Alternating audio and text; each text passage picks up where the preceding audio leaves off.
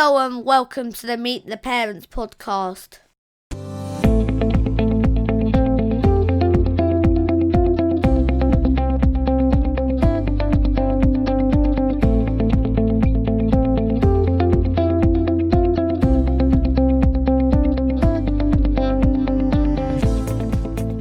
Hello and welcome to episode 31 of the Meet the Parents podcast, bringing you your weekly dose of discussion from some of the UK's top parent bloggers.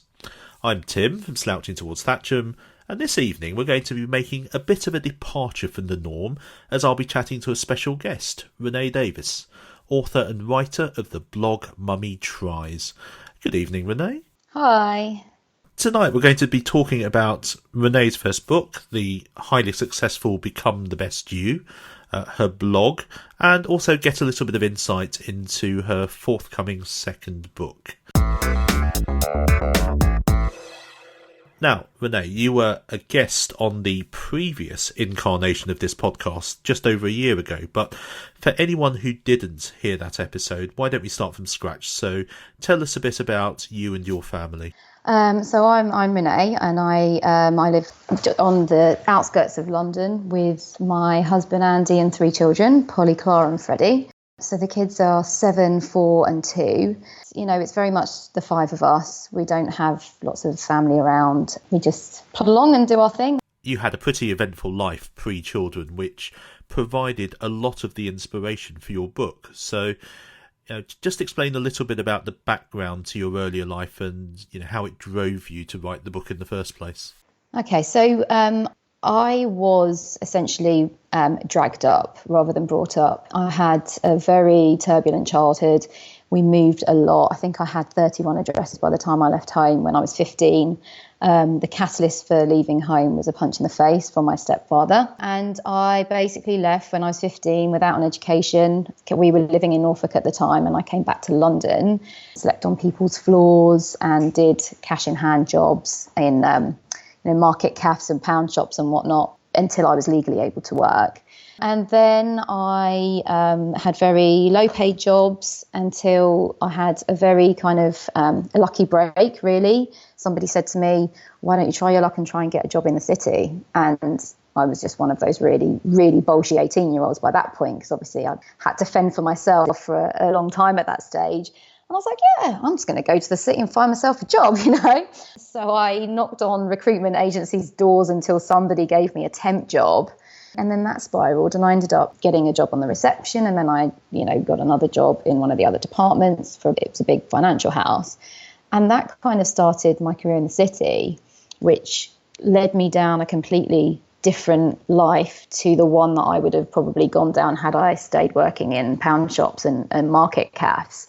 But even though I had met some amazing people and, have to this day have brilliant friends in my life, I very much went off the rails. So I spent well over a decade with my finger firmly attached to the self-destruct button. I very, very crossed the line from, likes a drink to all bit of a problem to this is going towards alcoholism.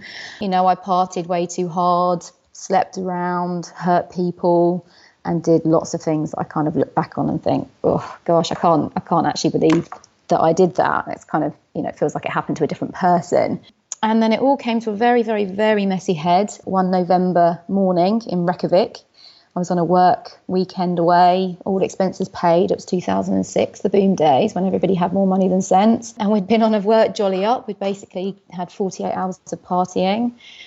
And I had basically taken a taxi by myself, and I was absolutely obliterated. I couldn't stand. I'd fallen off a bar stool at that point. I was an absolute state, and I'd taken a taxi in a country that I did not speak the language from one side of town, from the bar to my hotel, had managed to get myself into bed and woke up the next day. And I just remember I stood in front of the mirror and I was shaking, and I was so appalled at the danger that I'd put myself in yet again. And I stood there and I said, Renee, this is where it stops. And it doesn't even sound believable when I say it out loud, but that is, I promise you, exactly how it happened. I stood in front of that mirror and I said, this is where it stops. And from that day, I decided to turn it all around. I stopped drinking. I had a complete period of abstinence. And then I taught myself control, because I'd been binge drinking since I was 12 years old. And I'd never controlled it. I used to drink to get drunk. It was as simple as that. And I thought, to have fun, you need to be plastered. And I taught myself how to have a couple of drinks and not have to drink the entire bottle of wine, or have one or two gin and tonics and call it a night. I obviously stopped partying. I identified all of the toxic influences in my life and disassociated myself from them. I went on a health drive. I cleaned up my eating. Every aspect of my life needed to be changed so I could become the person that I wanted to be. And I set about doing it ruthlessly. I always wanted to write a book. And basically, I met a literary agent a few years ago, and I kind of gave him my idea for a book. And I said, my problem is I know that my story, I suffered abuse as a child, but, it wasn't horrendous abuse. And I said, my issue, I think, is that, my story isn't sensational enough, or it's not a celebrity rags to riches story. So I don't know where it would be placed. And he said to me, I think you've got a story here. He said, and you write well. I think you need to write it as a self-help book. And I had never thought of that. So that's what I started doing when I got serious about writing the book. When I was on maternity leave with my third child, I started writing it in the self-help format, and it took me the best part of a year to write it and get it to a publishable state. But and it was touch and go from time to time, shall we say, but I did it. So, and I'm really, really proud of the book. In the book, you cover a whole range of very rich and diverse experiences. Some of them quite dark from your life. So talk us through some of the things that you did cover in the book. I mean, obviously, I speak. There's a chapter called a little bit about me, and it gives you my life story in a nutshell. So it sort of takes you from the fact, as I said, that I was essentially dragged up. So my mother had me at 19 because she wanted somebody to love her. And, she was very much reeling from her own unhappy childhood to be equipped in any way, shape or form to then bring up a child and ensure that history didn't repeat itself. And, unfortunately, I've had to sever ties with my mother because having her in my life was it just wasn't working anymore. So it's that was one of the very, it's probably one of the toughest decisions I've ever had to make. But estranging myself from my entire family was one of the only ways I was going to move forward and be able to actually move on with my life. And as I said, become the person that I wanted to be. I talk about the importance of friendship because I think it's really underrated. I think if you've got really good friends in your life, it's actually quite hard to totally and utterly mess it up and fail, because they're going to be there rooting for you, saying, I don't care what you've done, I love you anyway, and I'm not going to let you fail. I cover just the importance of making peace with your past, because no matter how dark it is or what you've been through, until you truly make peace with it and accept what's happened in the past, it's going to haunt you. And you're never, ever going to be able to move forward. At the end of the day, if you've got problems, the first thing you need to do is work out where they come from, where the root cause is, and make peace with that. Because if you can't do that, then chances are you're going to hold that forever. Yeah, so the book's full of lots of life lessons and personal advice. If you were to meet someone in the street who hadn't read the book, what's the one key lesson that you would really want them to take away? I think, to be honest, it is making peace with your past, because certainly for me, as I said, I left home when I was 15, which was, I'll give you the timeline. I left home in 1995. Into the beginning of 2002, I went travelling for 3 months. And at the end of that 3 months, I was an absolute wreck. I came home and I had a mental breakdown, and I started seeing a counsellor. And she was amazing. She was the first one that kind of made me realise how toxic the relationship between my mother and I had become. She made me realise that a lot of the behaviours that I was kind of portraying were just cries for help, that I'd kind of never been allowed to have a childhood, and that essentially my needs went unmet for so long. And my coping mechanism was to then go out, get really drunk, go out partying. So she taught me a lot, but at that stage I still wasn't ready to address the bigger issues. I wasn't ready to address the fact that I did have a drinking problem, because I hadn't made peace, completely made peace and put those skeletons to rest. And that didn't happen until the second mental breakdown and rock bottom, which was that day in Reykjavik. That was the catalyst for actually properly making peace with it. And I think with anything, with anybody's, if somebody is feeling down or, they have depression and anxiety, it always stems from somewhere deeper. I've never met a single person, and I've met a lot of people that suffer from depression and anxiety. I have never met a single one that doesn't have a story to tell. But usually we're so busy trying to cover it up because we're either ashamed of it or we feel bad because that might implicate other people, or we don't want to start pointing fingers and saying, well, I love my mum. It wasn't her fault. She was doing her best and she was only 19 and blah, blah, blah. And my counsellor would sit there and she'd say to me, Renee, can't you see that what she did was not right?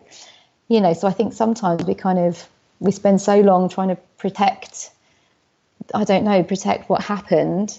We haven't actually made peace with it. And until we've actually properly made peace with it, then we're not going to move on. Yeah, and I guess it's a really difficult decision sometimes, isn't it? Because making peace with your past sometimes means walking away from it, as was the case in the relationship with your mother. It does. It does indeed. But sometimes it might mean digging up memories that you've spent ages trying to forget, trying to bury. And sometimes you need to dig them up and remember them before they can be buried for good. And that's really painful. And that's kind of the process that I went through when I was in counselling. But I still wasn't ready to, it was still, 3 years before I actually walked away from my family. And it was still another year before the second breakdown and rock bottom hit, where actually she had the answers 4 years previous, but I wasn't ready to listen to them then. Now, you're an incredibly honest person generally, in real life as well as in the book, and I'm sure a lot of the events that you talk about in your past life are the sort of things that for a lot of people they would rather keep secret. So how difficult was it in writing the book for you to really open up and share your past, or was it something that was more cathartic than it was difficult? It was largely cathartic, but I did struggle a few times. I did a podcast actually of the About Me chapter where I read it out from start to finish, and I'd never done that before, and I fell to pieces halfway through it. My life basically seems like it happened to somebody else now. I feel so detached from my earlier life, but that was my life. And sometimes I do kind of allow myself a little bit of sadness for that girl that had to make her own way in the world when she was 15. So it was mainly cathartic, but there were a few wobbles. I definitely shed a few tears when I was putting that book together. But when you look at reviews of your book on Amazon, it's really obvious that the book has had a very real and a very positive effect on people. But has publishing a successful book had an effect on you and your life? It hasn't. In terms of, what do you mean in terms of like feeling like a successful writer or anything? Because that hasn't really happened for me, to be completely honest. I don't know what needs to happen for that to feel that way. I'm not too sure, but that side of things certainly hasn't. But for me, just having that feedback, when people get in touch with me and they say, and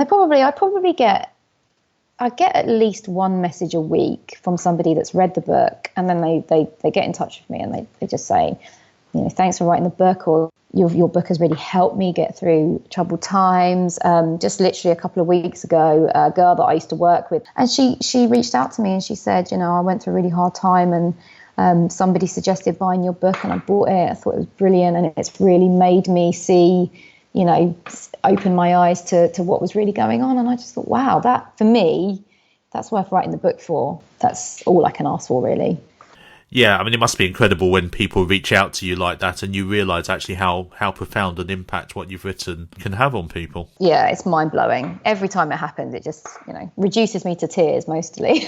So let's talk a little bit now about your blog, Mummy Tries. So when did you start that and why? I started the blog 3.5 years ago. So my eldest was 4 at the time. My middle girl had just turned 1. I'd recently gone back to work after maternity leave. We were having a horrendous cycle of sleep deprivation and challenging behaviour, and I don't want to go to nursery, but I had to go to work, and I felt quite on the edge, and I felt like I needed an outlet. We didn't really have very much money, so I couldn't afford therapy. Ideally, I would have found myself a therapist at that point. And I had been writing a very, very, very small-time food blog until that point, so I'd kind of dipped my toes into the blogging world, and I just thought, it was literally on a whim. I just thought, you know what, I'm going to write a blog post and see what happens. And it was like very, very brief nutshell of my life in 500 words, and it just the response to it was phenomenal, and it just kind of egged me on to continue writing. I mean, I hit publish and was thinking, oh, nobody's going to read it, and then I was thinking, do I want anyone to read it? It was that, like, devil on one shoulder and the angel on the other, having a fight with each other. I was so conflicted about what to do, and so it was anonymous to start with, and I think that was my middle ground.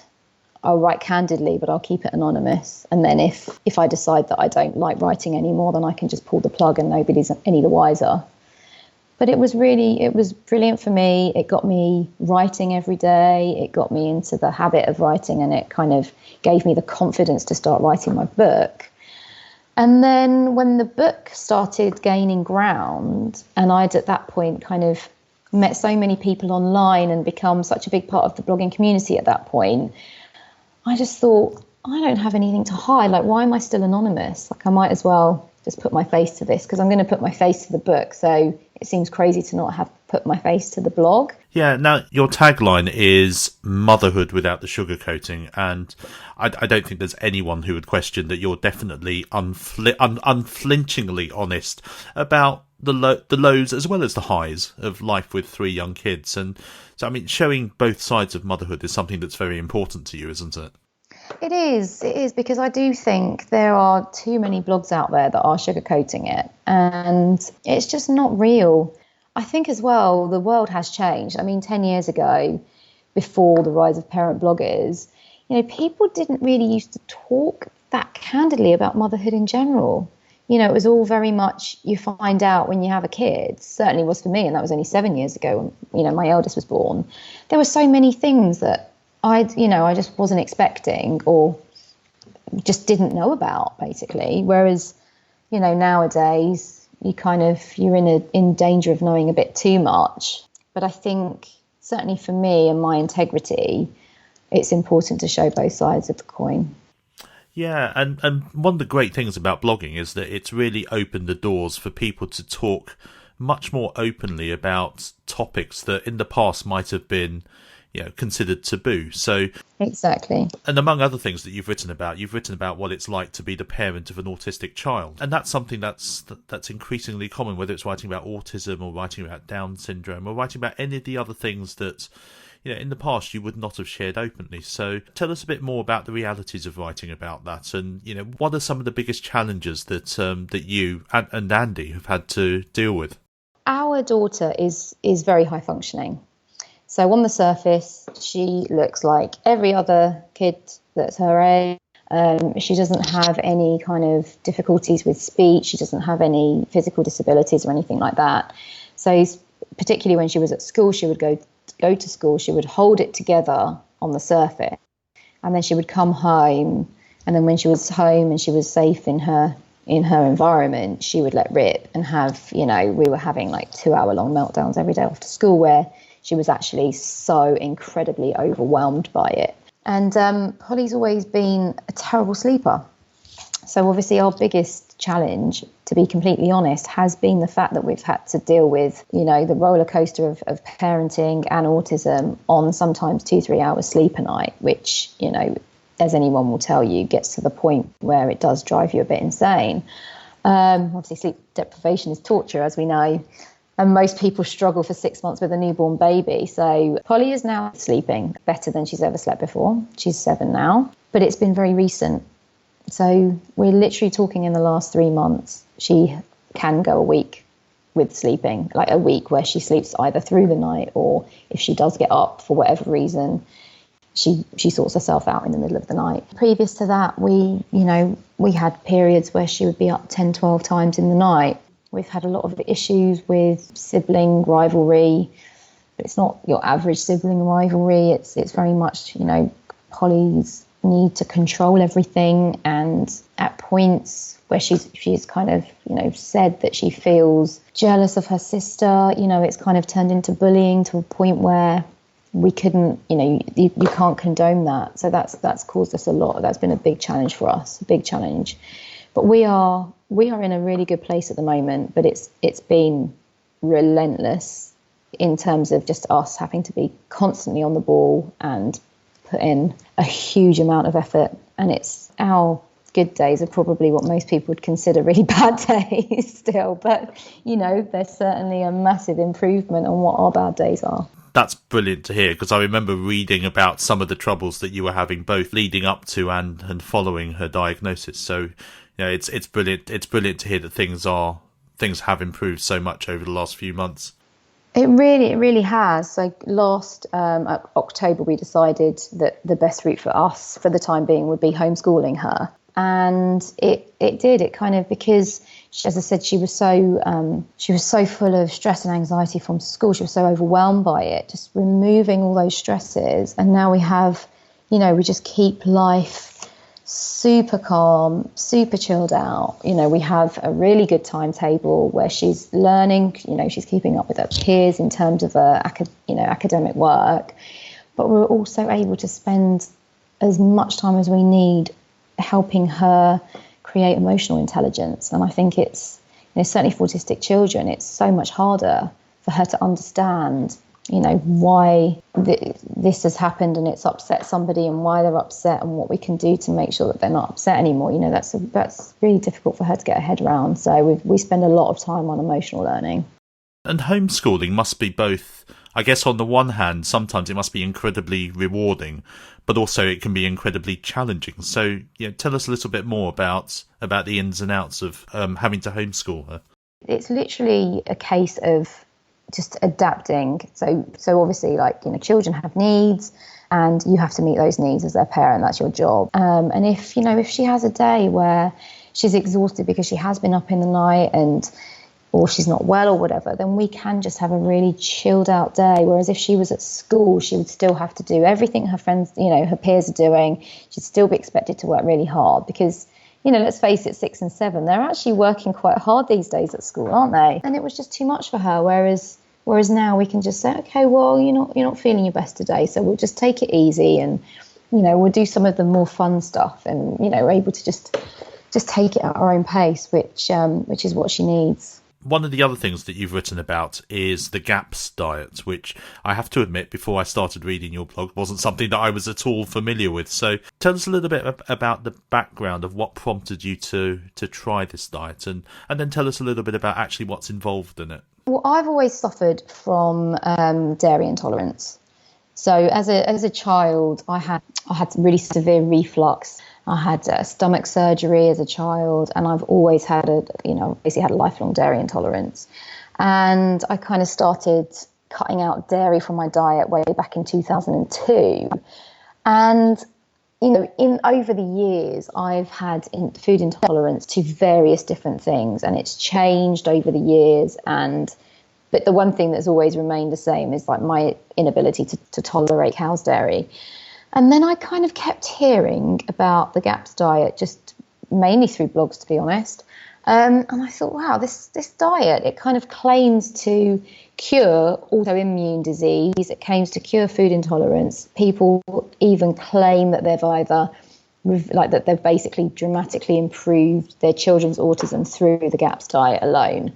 So I thought, I'd be crazy not to read this book. And I read it, and it just made perfect sense to me. It just kind of talks about the gut-brain correlation and how essentially all disease starts in the gut and starts with a disproportionate amount of bad bacteria in the gut. And the GAPS diet, essentially, what it does is it fosters the good bacteria, and it helps all of the different foods that you eat and the things that you're doing mean that you're creating more good bacteria, so it's fighting off the bad bacteria in a very kind of layman's terms nutshell. It's quite hardcore though. The start of the diet involves a 6-stage, they call it the GAPS intro diet, and it's a 6-stage It's a very specific diet where you're essentially stripping everything out and you're starting to very gradually add things in slowly. So you spend the first few days on gaps. You make a big pot of chicken stock out of a whole chicken and you just boil it up with water and sea salt. And you basically spend the first few days drinking the stock, eating the boiled chicken, and you can have some very, very, very boiled to mush veggies. And that's basically what you have for at least the first few days. But what it does is it gives your body a rest. For a lot of people that are physically suffering from terrible autoimmune disease, they're coming at it from like a position of extremely poor health. So that kind of like that chicken stock first stage is, it's very difficult to get your head around it, basically. But what it does, it heals your gut lining, and then you start reintroducing foods. So you go through the 6 stages of the intro diet, and then you work your way onto a completely natural, real food diet after that. Personally, I've never, ever had as much energy as I had when I did the GAPS intro diet, and Freddie was a newborn baby when I did it. So I personally can't recommend the diet highly enough. Yeah, whether it's lactose intolerance or other food intolerances are increasingly common these days. So I can imagine it would be the sort of diet that would be potentially of use to to a lot of people who are suffering similar kinds of conditions. Definitely. I mean, just as well, like it's worth, even if you're kind of like thinking maybe it might be something that you'd consider later on down the line, don't look at websites and blogs, buy the book, read about the science behind it, because it is fascinating, if nothing else, just to understand the correlation and how, if you've got gut dysbiosis, then it can lead to all sorts of, not just autoimmune problems, but things like depression and anxiety. They're so heavily linked to gut bacteria. It's really incredible. Let's swing back to the subject of writing. Now, you haven't been resting on your laurels. You've been busy for quite a while, actually, writing a second book, and this time it's a fictional one. So, any particular reason why fiction this time? Very, very, very particular reason, actually. Originally, just because it was a default, and just because I guess you automatically start writing what you know, I had an idea for a book, and the main character was essentially me. And my husband, he said, Renee, it's like, you can write anything you want. It can be anything you want. Why default to this when you can just literally make something up and create a completely new story? And I was just like, actually, why don't I do that? That makes loads of sense. So that's what I've done. And, there was obviously some crossover, because you can't write a book with characters that people are going to emotionally attach to unless you've actually been in their shoes and been through some of their experiences and can convey them in a way that people are going to relate to. But hopefully that's what I've done here with my main character. So it's called Picking Up the Pieces, and it's about a lady who she's great. She walks out of uni with a first. Bags herself a brilliant job in the city. She defers her place so she can go off travelling. She goes off travelling to Thailand, meets an awesome guy, has, a lovely kind of romance with him. And she gets home to the news that her dear mum, so it's basically just been the two of them when she's growing up, her dear mum has been diagnosed with breast cancer. And although things look really positive to start with, it then transpires that she's not going to make it through.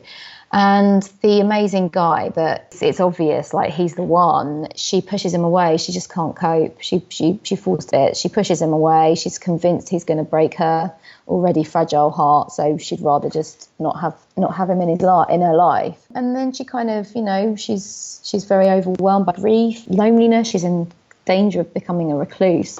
So her best mate says, look, I've found a great guy. Just go out on a blind date just to shut me up, kind of thing. And she goes out with him, and he's okay and perfectly nice, and they kind of fall into a very comfortable relationship. And then before she's even had a chance to decide whether or not she likes him, she's up the duff. And they get married, and then we get the sense that things aren't great. And basically, the nutshell is she has an affair with the one that she met in Thailand. So he's married at this point. They have an affair. They get together. Their connection is reignited, and then we basically start the book with the husband finding out about the affair, storming out of the house with her 2 children, and the 3 of them getting killed in a car crash. So it's all a very dramatic start to the book. And then we go back and we kind of like take a long, hard look at the person she was and what it took to drive her to the edge, for her to, commit this like awful crime against her family on the surface. But we kind of, realise that obviously nothing is as it seems. And we find out what her story is. So how far along the publishing journey are you with the book now? With this book, I'm on the 3rd draft stage. So I've had a very good crack at writing it. And once I've got it to this stage, then I'll be happy to then start properly sending it out to agents in earnest. So something to look out for in the hopefully not too distant future. So hopefully. So finally, going back to Become the Best You, the book's currently enjoying a second lease of life after it was picked up by a publisher and relaunched. So tell us what happened there. Well, I self-published it originally, and then I got contacted because I sent it off to a bunch of agents and publishers.